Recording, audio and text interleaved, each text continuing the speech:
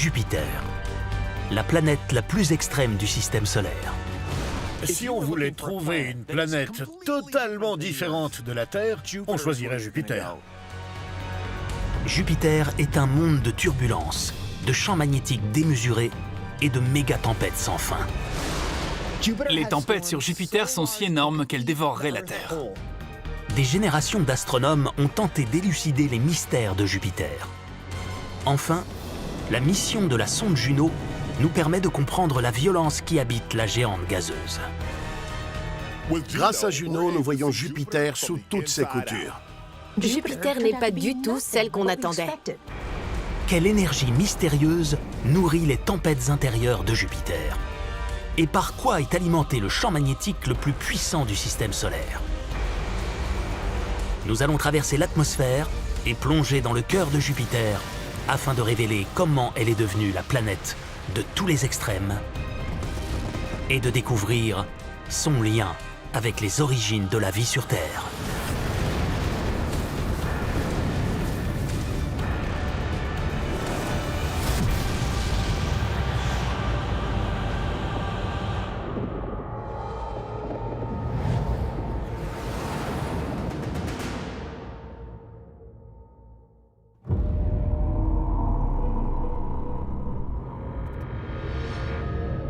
Dans le système solaire, une planète surpasse toutes les autres par sa taille. Jupiter. Composé presque entièrement d'hydrogène et d'hélium, Jupiter est 1300 fois plus massif que la Terre. Quand on pense aux planètes de notre système solaire, on pense à Jupiter. Si on additionne toutes les masses, 70% se concentrent dans cette seule planète. Jupiter est la géante parmi toutes les autres planètes. Elle est énorme. Elle domine toutes les planètes du système solaire. Jupiter est tellement grosse que si toutes les autres planètes disparaissaient du système solaire, ils ne s'en rendraient même pas compte. Jupiter n'est pas seulement grosse, elle est aussi extrême. Son champ magnétique est si puissant qu'il arrache des électrons à ses lunes pour créer des aurores spectaculaires.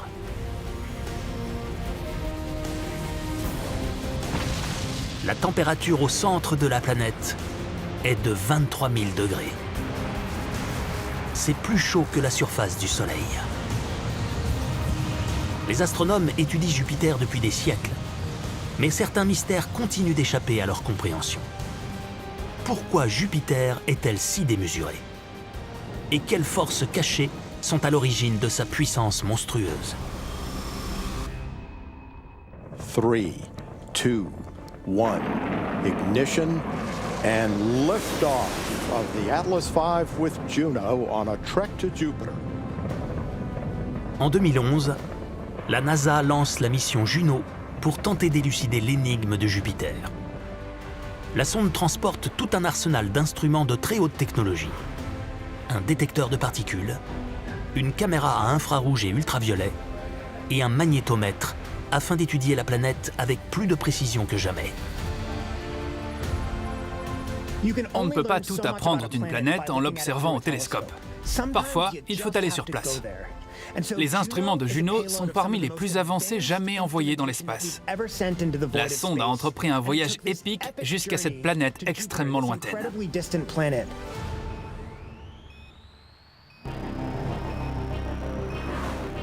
Juno atteint Jupiter en 2016. Très vite, sa caméra transmet des images spectaculaires prises à la surface de la géante gazeuse.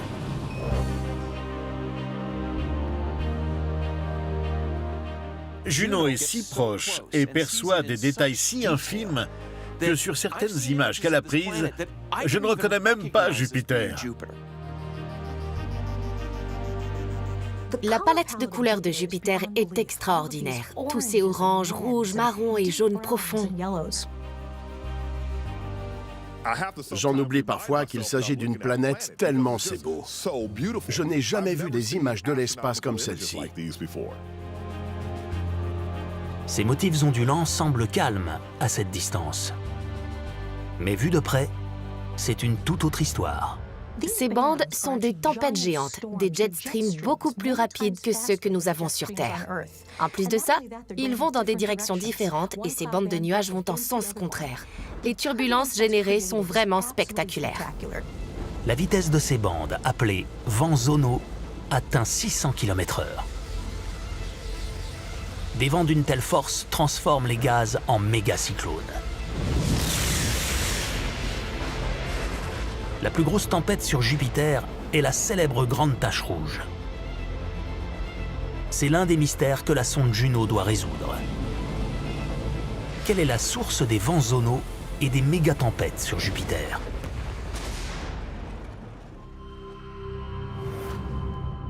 Les astronomes pensent que mesurer la profondeur des bandes pourrait aider à identifier leur source d'énergie. Le Soleil fait la pluie et le beau temps sur notre planète. Ses rayons traversent l'atmosphère et chauffent la surface de la Terre. Et c'est cette chaleur qui influe sur les conditions météorologiques. Les télescopes classiques ne peuvent pas voir à travers les bandes colorées qui tournoient autour de Jupiter. Pour cette raison, les astronomes ne savent pas exactement quelle source d'énergie est à l'origine de ce climat extrême. Juno utilise la gravité de Jupiter pour mesurer avec précision jusqu'où s'étendent les vents zonaux dans son atmosphère. La densité des bandes influe sur le champ gravitationnel de la planète.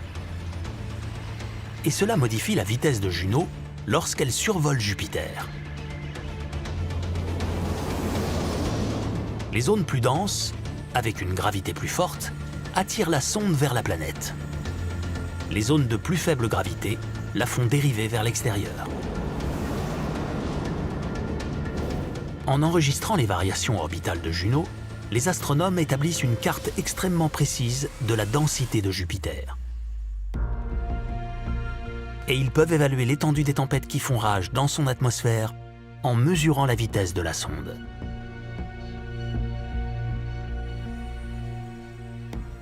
À mesure que Juno tourne autour de Jupiter, de minuscules variations de vitesse sont perceptibles. Ces variations dépendent des changements de masse de la planète. Donc en mesurant la vitesse de déplacement de Juno, nous pouvons voir les différentes masses des vents zonaux sur Jupiter. Plus une bande est massive, et plus elle s'étend en profondeur. Les données relevées par la sonde indiquent que certains vents zonaux peuvent s'étendre sur 3000 km. Ce que Juno nous montre, c'est que ces bandes sont très profondes, étonnamment profondes. L'étendue des vents zonaux est un facteur important pour comprendre l'origine des conditions extrêmes sur Jupiter. Sur Terre, la météo est contrôlée par l'énergie solaire. C'est la source de tout. Jupiter est 5 fois plus loin du Soleil que la Terre et son atmosphère est super épaisse. Donc ça ne peut pas être l'énergie solaire qui alimente toutes ces tempêtes. Il ne reste donc qu'une possibilité.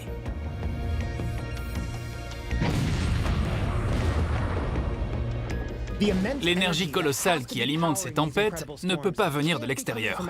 Elle vient nécessairement de l'intérieur. Mais quelle est cette source d'énergie?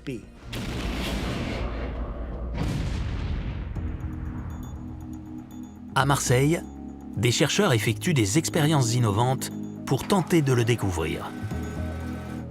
Ce réservoir contient 600 litres d'eau et des dizaines de milliers de perles en plastique fluorescentes. Ces perles représentent les gaz dans l'atmosphère de Jupiter. Le réservoir tourne pour simuler la rotation de la planète. Des pompes puissantes au fond du réservoir déplacent l'eau.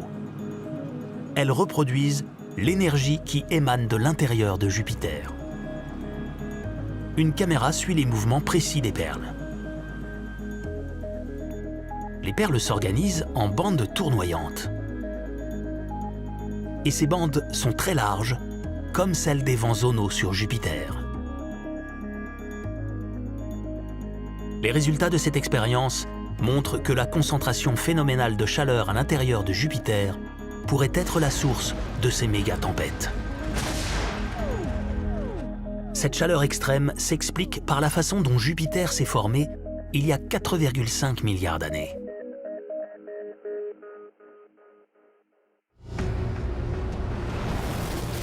Un disque de gaz et de poussière a encerclé le Soleil qui venait de se former dans le jeune système solaire. C'est là que sont nées les protoplanètes. Sous l'effet de la gravité, des quantités importantes de matière se sont rapprochées. Elles ont constitué le noyau d'une proto-Jupiter. La jeune planète a emprisonné de grandes quantités d'hydrogène et d'hélium. Cela a fait monter la pression dans son noyau, jusqu'à ce qu'elle atteigne plus de 20 millions de fois la pression d'un pneu de voiture.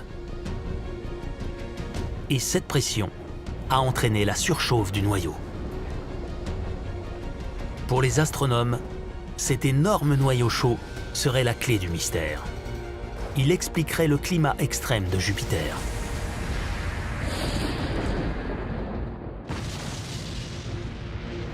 Examiner l'intérieur de la planète permet de confirmer cette hypothèse.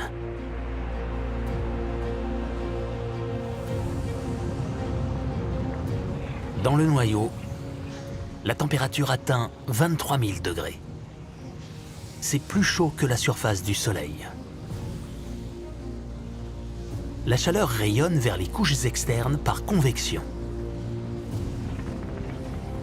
Ces rayons réchauffent l'atmosphère de l'intérieur. Ils poussent les vents puissants en direction des nuages.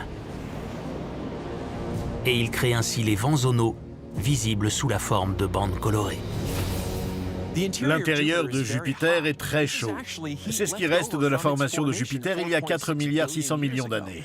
Et comme Jupiter est la planète la plus massive, la plus grosse de notre système solaire, elle a aussi davantage de chaleur pour alimenter ces violentes tempêtes.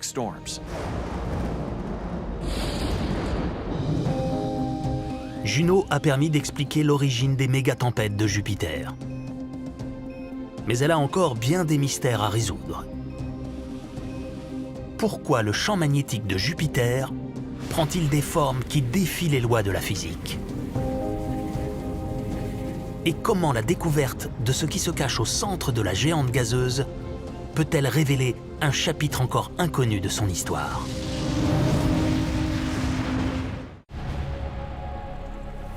Jupiter est la planète la plus grosse et la plus extrême de notre système solaire. Et les interrogations qu'elle pose sont à sa mesure. La sonde Juno est équipée d'une caméra infrarouge d'une précision inégalée. Elle permet d'observer des régions de la planète invisibles jusqu'alors. Elle a notamment pris ce cliché mystérieux. Il s'agit d'une aurore au pôle sud de Jupiter. Une aurore plus vaste que la planète Terre. Nous savions qu'il y avait des aurores sur Jupiter. Mais Juno nous a montré la taille, l'échelle et la force de ces aurores. Elles sont bien plus étendues, puissantes et lumineuses que toutes celles qu'on peut voir sur Terre.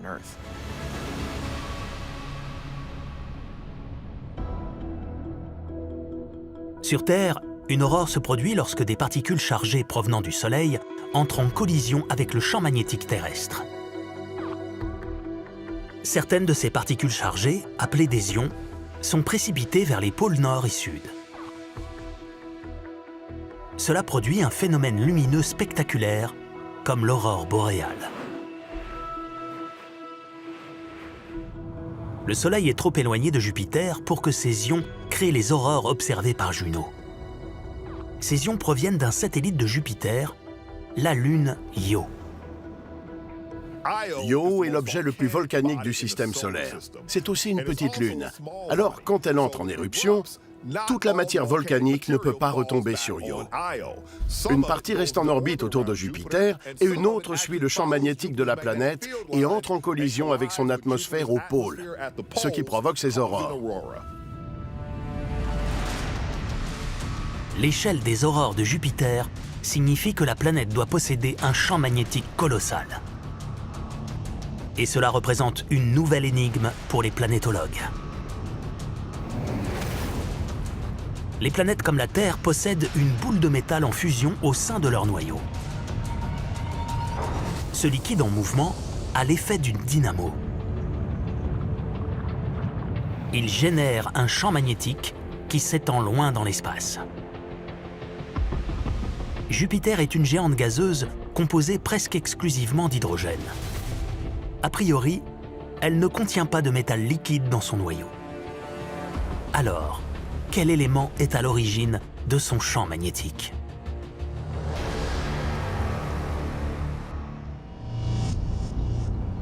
Au laboratoire national Lawrence Livermore, des chercheurs sont convaincus que la pression à l'intérieur de Jupiter est la clé du mystère.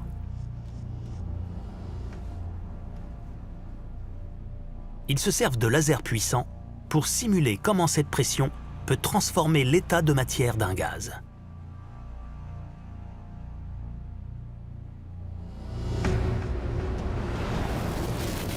L'expérience consiste à enfermer de l'hydrogène dans un réservoir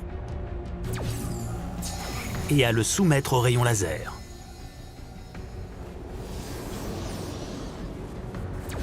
Les ondes de choc ainsi créées reproduisent pendant des milliardièmes de secondes la pression extrême à l'intérieur de Jupiter. Les atomes d'hydrogène se rapprochent sous l'effet de la pression, au point que les propriétés du gaz sont radicalement transformées. L'hydrogène passe de l'état de gaz transparent à une substance qui réfléchit la lumière. C'est un signe qui ne trompe pas. Il se comporte désormais comme un métal. Une forme semblable et super pressurisée d'hydrogène pourrait donc exister à l'intérieur de Jupiter. À l'intérieur de Jupiter, des forces exceptionnelles compressent tout. Les atomes d'hydrogène se retrouvent si proches les uns des autres qu'ils commencent à échanger des électrons. C'est la définition d'une liaison métallique, une liaison conductrice d'électricité. C'est cette forme étrange d'hydrogène métallique qui produit le champ magnétique de Jupiter. Car les matériaux conducteurs d'électricité peuvent générer des champs magnétiques. En raison de sa taille, Jupiter pourrait contenir une réserve considérable d'hydrogène sous cette forme. Le noyau de la géante gazeuse cache donc un océan d'hydrogène métallique. Il pourrait occuper jusqu'à 50% de la masse de la planète. La rotation de Jupiter fait tourner l'hydrogène métallique. Ce mouvement crée des courants électriques, comme une dynamo, et génère le champ magnétique le plus puissant du système solaire.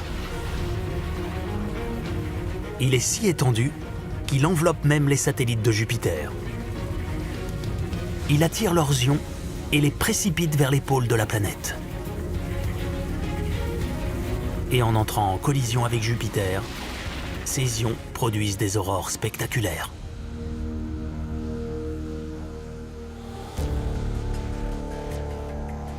Ce champ magnétique est à l'origine d'un spectacle lumineux inégalé dans le système solaire. Mais c'est aussi l'une des plus grandes menaces à la mission de Juno. Car les mêmes particules chargées qui produisent les aurores bombardent la sonde. Elle risque d'anéantir ses instruments électroniques embarqués. Dans le système solaire, certains environnements sont très difficiles à étudier. Après le Soleil, Jupiter est sans doute le deuxième objet le plus dangereux. Des particules ionisées fusent de partout et dérèglent complètement les instruments électroniques. Longtemps avant le décollage de Juno, les ingénieurs de la NASA savent déjà à quel point la mission sera éprouvante pour la sonde. Alors ils font en sorte qu'elle résiste à l'environnement extrême auquel elle sera soumise. Ils équipent la sonde de composants électroniques de secours au cas où les premiers seraient endommagés. Mais protéger les instruments les plus fragiles nécessite une solution encore plus radicale. Pour être protégée du rayonnement intense de Jupiter, Juno est construite comme un tank. Tous les instruments sensibles sont enfermés dans une coque en titane de la taille d'une gazinière. L'armure en titane protège la sonde des ions et des rayons. elle lui permet de continuer à fonctionner dans l'une des régions les plus hostiles de notre système solaire. Parmi ses instruments ultrasensibles, Juno est équipé d'un magnétomètre. Ce magnétomètre a créé la première carte détaillée du champ magnétique de Jupiter. Et cette carte a révélé un détail stupéfiant. Dans ce champ magnétique, il ne règne que le chaos. Nous savions déjà que Jupiter avait un champ magnétique surpuissant, mais avant que Juno ne s'en approche, nous ne savions pas qu'il était si chaotique. Les relevés de la sonde montrent que ce champ magnétique est orienté vers l'extérieur au pôle Nord et vers l'intérieur au pôle Sud. Mais une partie des rayons rejoignent la planète au niveau d'un point circulaire près de son équateur. Il semble que Jupiter n'ait pas 2 pôles, mais 3. Imaginez partir camper sur Jupiter. Comment se servir d'une boussole pour s'orienter avec 3 pôles? Ça ne marche pas. Quel processus mystérieux peut bien créer une telle anomalie?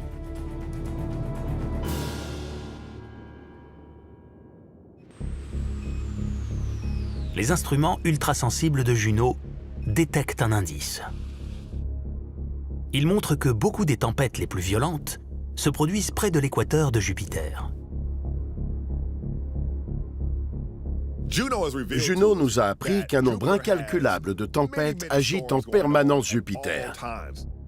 La plus célèbre est la Grande Tache Rouge, qui dure depuis des siècles. La surface de Jupiter tourne plus vite que son équateur. Juno a mesuré que la vitesse du vent dans certaines tempêtes équatoriales dépassait les 500 km/h. Les astronomes sont convaincus que ces vents expliquent ce qui produit le champ magnétique inhabituel de Jupiter.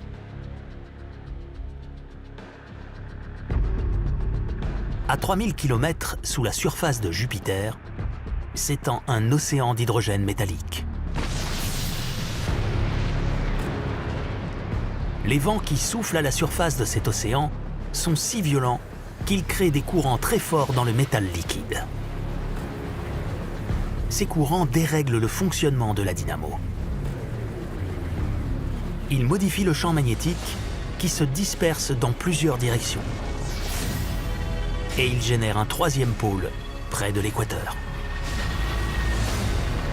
Les vents très violents influent sur un champ magnétique de la taille de notre Soleil. Le champ magnétique des planètes est toujours un peu étrange. Chacun a ses particularités, mais on n'a jamais rien vu de semblable.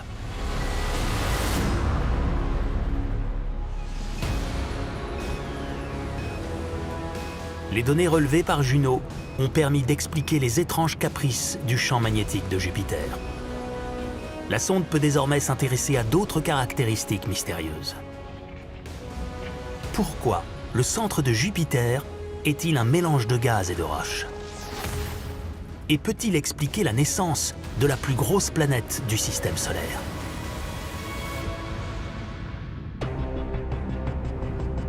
Jupiter est la planète la plus grosse et la plus extrême du système solaire. La mission de la sonde Juno est de résoudre ces nombreux mystères.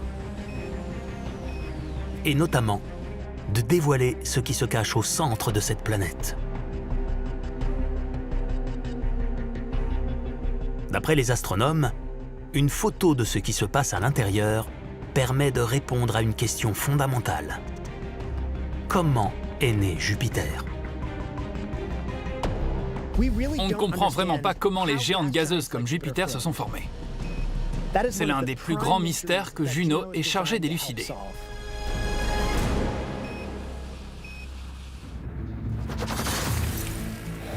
La première information importante à découvrir est si Jupiter possède un noyau gazeux ou rocheux. Si son noyau est rocheux, ça veut dire qu'elle s'est formée comme les autres planètes telluriques du système solaire, comme la Terre. Des objets plus petits se sont rapprochés et agglomérés jusqu'à former une planète. Mais un noyau gazeux raconterait une toute autre histoire.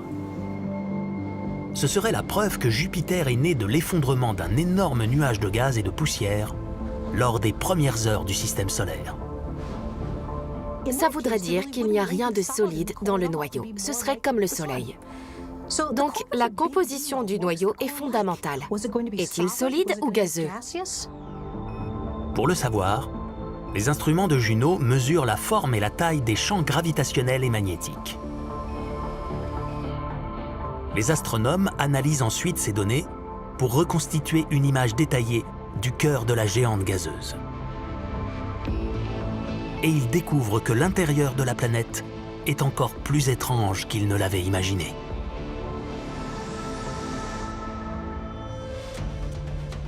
Le noyau de Jupiter n'est pas composé exclusivement de roches ou de gaz, mais d'un mélange des deux. Il semble y avoir beaucoup de matières rocheuses et métalliques, mais aussi gazeuses. Le noyau n'est pas comme une entité distincte. Il se dissipe à mesure qu'on s'éloigne du centre. On pourrait dire qu'il est effervescent. Beaucoup d'astronomes pensent avoir trouvé la preuve que Jupiter, à sa naissance, était une planète tellurique. Elle aurait ensuite accumulé d'énormes quantités de gaz pour atteindre sa taille actuelle. Mais pourquoi le gaz et la roche se sont-ils mélangés pour créer ce noyau effervescent? L'une des explications possibles est que la jeune planète se serait retrouvée dans une collision cosmique. Nous pensons qu'il y avait une masse solide de roches et de métal dans le noyau, mais que quelque chose l'a perturbée, voire détruite et fragmentée. Quel objet a bien pu percuter Jupiter et faire éclater ainsi son noyau?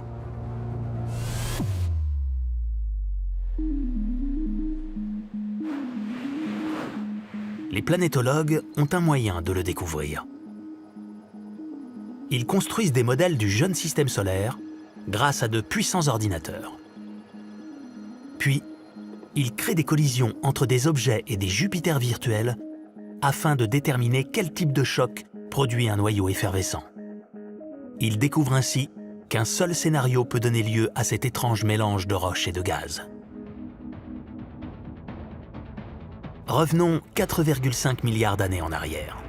Une planète tellurique 10 fois plus massive que la Terre se dirige droit vers Jupiter. Elle la percute de plein fouet. Elle traverse l'atmosphère en direction du cœur de Jupiter. Le noyau rocheux de la géante gazeuse explose en plusieurs milliards de fragments. Ces fragments se mélangent à l'océan d'hydrogène métallique et forment cet étrange noyau effervescent, aujourd'hui détecté par Juno. L'hypothèse la plus probable est une collision directe avec Jupiter. Une autre planète chargée d'une quantité phénoménale d'énergie s'est encastrée dans le noyau de Jupiter comme un boulet de canon, et son énergie s'est retrouvée injectée dans le noyau. Le transfert d'énergie a fragmenté le noyau, et c'est peut-être ça qui a créé cette effervescence relevée par la sonde.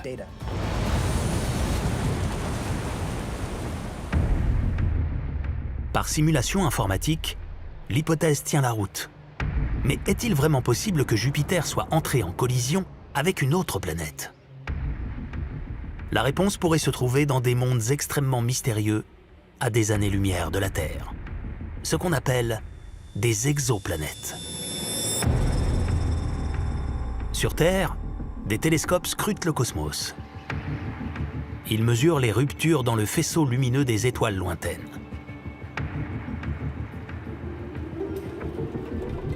Ces ruptures prouvent qu'une planète tourne en orbite autour de l'étoile.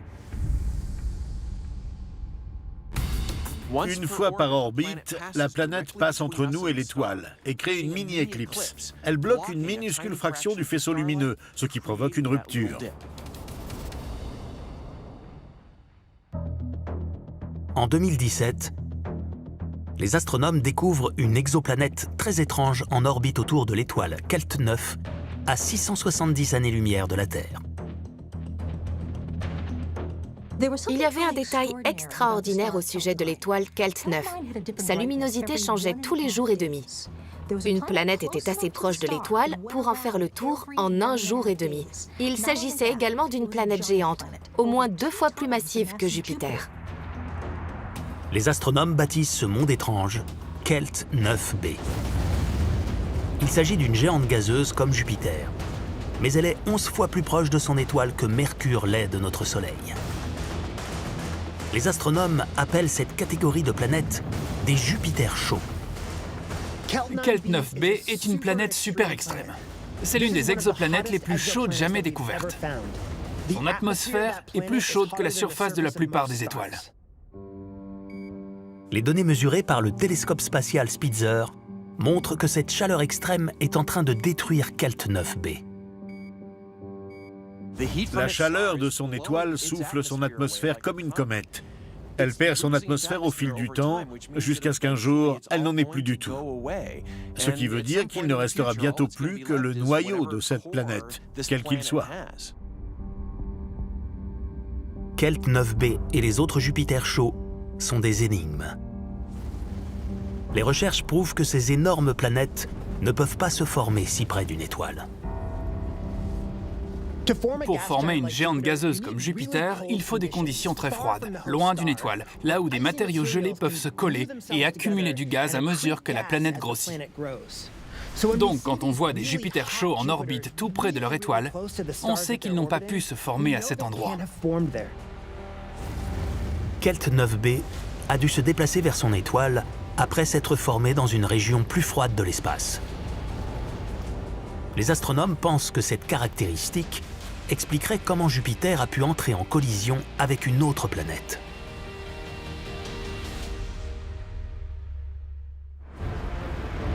Lors de sa naissance, il y a 4,5 milliards d'années, Jupiter n'est qu'un disque de gaz et de poussière autour du très jeune Soleil. Elle se forme très tôt dans un système solaire qui n'est alors qu'un méli-mélo de rochers et d'embryons de planètes.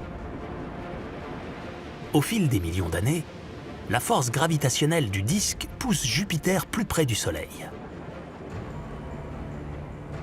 À chaque nouvelle orbite, Jupiter se rapproche un peu plus de son étoile. Lancé dans sa course folle, Jupiter percute tout sur son passage. Quand on voit notre système solaire tellement stable aujourd'hui, on a du mal à imaginer à quel point il était violent et chaotique au début. À cette époque, des collisions se produisaient absolument partout. C'était vraiment un système solaire en construction.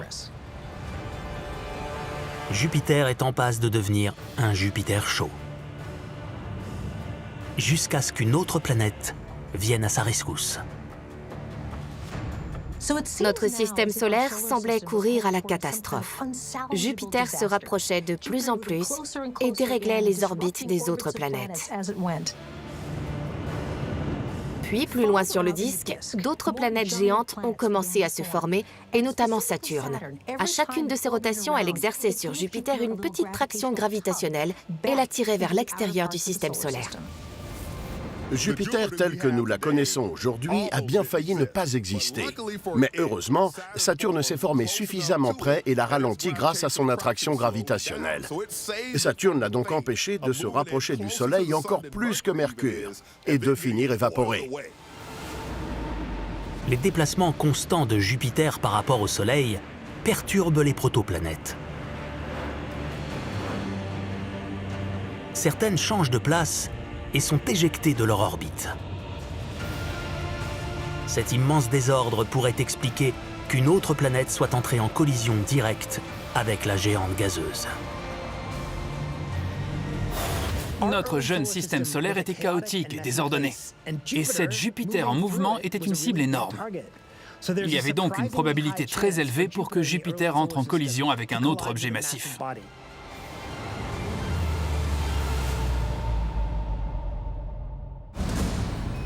Les données fournies par Juno permettent de résoudre les mystères de la genèse de Jupiter. Sa migration semble avoir été un événement déterminant pour notre système solaire.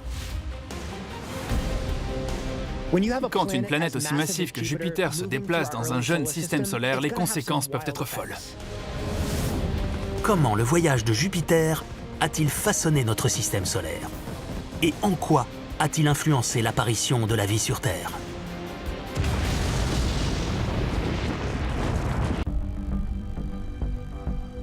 Jupiter est la plus grosse planète de notre système solaire. La plus violente aussi. La mission de Juno est d'élucider ses mystères les plus insondables. Juno a fait un travail d'observation formidable et nous a confirmé une grande partie de ce que nous soupçonnions sur Jupiter. Mais elle nous a aussi montré que sur beaucoup de sujets, nous faisions totalement fausse route. Les astronomes peuvent désormais associer les découvertes de Juno aux données d'autres programmes scientifiques afin de révéler le rôle de Jupiter dans la création du système solaire. Jupiter est la planète la plus grosse, la plus massive de notre système solaire. Elle a eu un impact profond sur tout ce qui l'entourait. Ce qu'on ignore, c'est dans quelle mesure en détail. Précisément, qu'est-ce qu'elle a fait?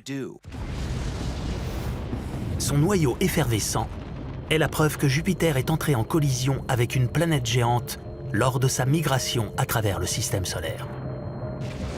L'attraction gravitationnelle de Saturne a empêché la géante gazeuse de devenir un Jupiter chaud.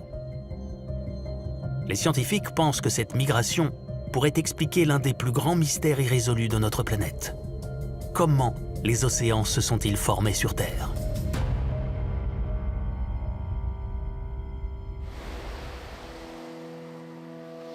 L'eau est essentielle à la vie sur Terre. Elle couvre 70% de la surface de notre planète. Et pourtant, elle n'a rien à faire ici.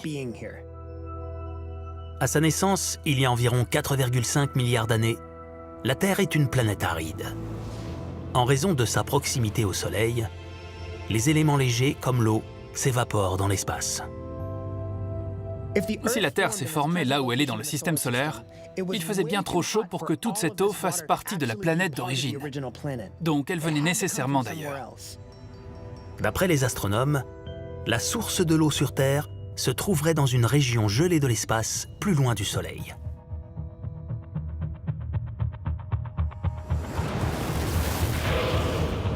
Lorsque le Soleil est né, sa chaleur a créé tout autour une zone sans eau. La Terre s'est formée dans cette région aride de l'espace. Plus loin, près de Jupiter, des millions d'astéroïdes tournaient en orbite. Dans cette zone, il faisait assez froid pour que l'eau existe sous forme de glace. L'eau a gelé à l'intérieur des astéroïdes. Ils se sont rapprochés et ont formé des corps rocheux plus gros et chargés d'eau. De quoi remplir des océans entiers s'ils venaient à percuter la Terre. Reste à comprendre ce qui a pu les précipiter en direction de notre planète. Un indice se cache à l'intérieur des météorites. Les météorites sont des fragments de gros astéroïdes qui se sont brisés dans l'espace avant de s'écraser sur Terre. Les grains de poussière minuscules contenus dans les météorites permettent aux astronomes de déterminer où les astéroïdes parents sont nés dans le système solaire. Les scientifiques savent depuis longtemps qu'il existe deux catégories de météorites, deux familles qui se sont formées dans des régions différentes du système solaire. Certaines météorites sont très riches en minéraux chargés d'eau. D'autres sont beaucoup plus sèches. Les astronomes ont découvert des météorites humides et sèches sur Terre. Si ces deux variétés se sont formées dans des astéroïdes à différents endroits du système solaire, cela signifie que quelque chose les a rapprochés et mélangés. Un événement a tout remué dans le système solaire.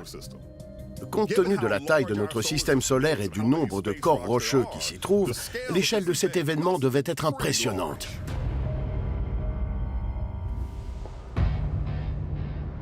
D'après les scientifiques, un seul objet dans le système solaire est capable de perturber des champs entiers d'astéroïdes. Jupiter. Quand Jupiter a migré, des objets ont été projetés plus haut en orbite, plus bas vers le Soleil, hors du système solaire. Elle a vraiment semé le chaos. Il y a environ 4,5 milliards d'années, Jupiter a effectué la moitié de sa migration et s'éloigne du Soleil. La planète traverse plusieurs régions d'astéroïdes, certains chargés d'eau, d'autres non. Sa force gravitationnelle propulse ses corps rocheux dans tout le système solaire. Il bombarde la Terre récemment formée.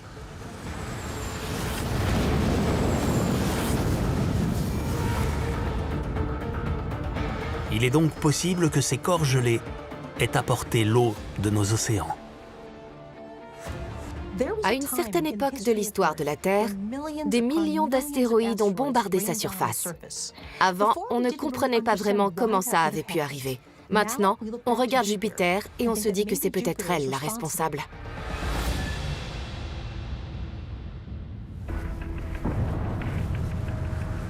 Les astéroïdes que Jupiter a propulsés en direction de la planète transportaient peut-être plus que de l'eau. En 2015, la sonde New Horizons approche d'un corps étrange très loin dans les confins de notre système solaire. Les caméras de la sonde renvoient des photos d'Arrokoth, un objet difforme dans la ceinture de Kuiper, une région constituée de milliards de corps rocheux au-delà de l'orbite de Neptune. Certaines images montrent qu'une substance rouge semblable à du goudron couvre certaines parties du corps gelé. Des analyses révèlent que ces zones rouges contiennent des éléments chimiques organiques. Ces éléments constituent la matière première des acides aminés, les composants de l'ADN. D'après certains chercheurs, l'eau gelée des astéroïdes qui ont bombardé la Terre contenait ces mêmes graines de vie. Étant donné tout le mal que Jupiter a fait au système solaire et son pouvoir de destruction, c'est surprenant de découvrir que c'est peut-être elle qui a envoyé sur Terre les éléments nécessaires à la naissance d'une forme de vie sur notre planète.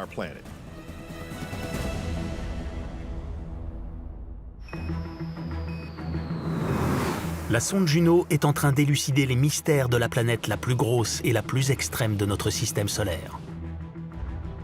Sa mission révèle que Jupiter est encore plus étrange et puissante que les astronomes l'auraient cru. Et que cette géante gazeuse a joué un rôle capital dans la formation de notre système solaire. Nous savions que Jupiter était bizarre, mais Juno nous montre à quel point. Nous avons toujours su que Jupiter était extrême. Mais maintenant que Juno survole ces magnifiques nuages et voit ce qui se passe à l'intérieur, nous avons une idée de ce qui l'a fait tourner. Jupiter n'a longtemps été qu'une géante gazeuse dans le système solaire externe. Nous comprenons aujourd'hui qu'elle a peut-être influencé l'apparition de la vie sur Terre. De son champ magnétique surpuissant et changeant, à ces méga-tempêtes qui font rage très loin dans son atmosphère, jusqu'à son noyau, fruit d'une collision avec une planète géante, Jupiter est pleine de surprises. Et grâce à Juno, elle est enfin en train de nous dévoiler tous ses secrets.